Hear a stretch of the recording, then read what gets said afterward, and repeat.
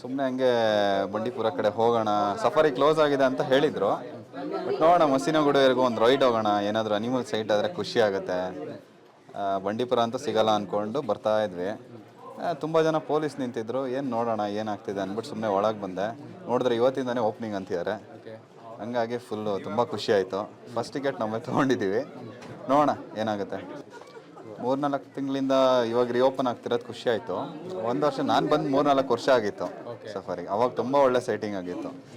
So first time ಬಂದಾಗಲೇ citing ಆಗಿತ್ತು. ಇವತ್ತು ಅದೇ ಅನ್ಕೊತೀನಿ, ಇಷ್ಟು ದಿನ ಯಾರೂ ಹೋಗಿಲ್ಲ. ಸೊ ನಮ್ಮದೇ ಫಸ್ಟ್ ಜೀಪು, ಏನಾದ್ರು ಹೋದರೆ ಒಳ್ಳೆ ಸೈಟಿಂಗ್ ಆಗ್ಬೋದು.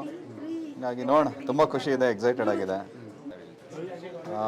ಖಂಡಿತ ಅದು ಸರಿ ಅನಿಸುತ್ತೆ. ಅಂದರೆ ನಾವು ಫಾರೆಸ್ಟ್ ಡಿಪಾರ್ಟ್ಮೆಂಟ್ ಅವ್ರಿಗೆ ಸ್ವಲ್ಪ ಏನಾದರೂ ಅಂದರೆ NGOಗಳೆಲ್ಲ ಸಪೋರ್ಟ್ ಮಾಡಿ, ಅದಕ್ಕೂ ತೊಂದರೆ ಆಗದೆ ಇರೋ ಥರ, ರೈತರಿಗೂ ತೊಂದರೆ ಆಗದೆ ಇರೋ ಥರ ಬೇರೆ ಮೆಷರ್ಸ್ ತೊಗೊಂಡ್ರೆ ಬರೋ ಅಂಥವ್ರಿಗೂ ನೋಡೋ ಅವಕಾಶ ಸಿಗುತ್ತೆ. ಯಾಕೆಂದರೆ ಇದು ಎಲ್ಲರಿಗೂ once in a life time opportunity. ಎಲ್ಲ ಟೈಮು ಹಿಂಗೆ ಇರುತ್ತೆ ಅಂತ ಹೇಳೋಕ್ಕಾಗ. ಗೋಯಿಂಗ್ ಫಾರ್ವರ್ಡ್ ಇದು ಕಂಪ್ಲೀಟ್ಲಿ ಬ್ಯಾನ್ ಮಾಡಿದ್ರು ಮಾಡ್ಬೋದು. ಸೊ ಆದಷ್ಟು ದಿನ ಎಷ್ಟು ದಿನ ಆಗುತ್ತೆ ಅಷ್ಟು ದಿನ ಸೆಕ್ಯೂರ್ಡ್ ಆಗಿ, ರೈತರಿಗೂ ತೊಂದರೆ ಆಗದೆ ಇರೋಂಗೆ, ಜನಗಳಿಗೂ ನೋಡೋ ಥರ ಅವಕಾಶ ಮಾಡಿಕೊಟ್ರೆ ತುಂಬ ಚೆನ್ನಾಗಿರುತ್ತೆ. ಸೊ ಹೋಪ್ಫುಲಿ ಏನು ತೊಂದರೆ. ಸೊ ಫಾರೆಸ್ಟ್ ಡಿಪಾರ್ಟ್ಮೆಂಟ್ಗೆ I think we should be very thankful to. ನನ್ನ ಹೆಸರು ಯೋಗಿ ಅಂತ.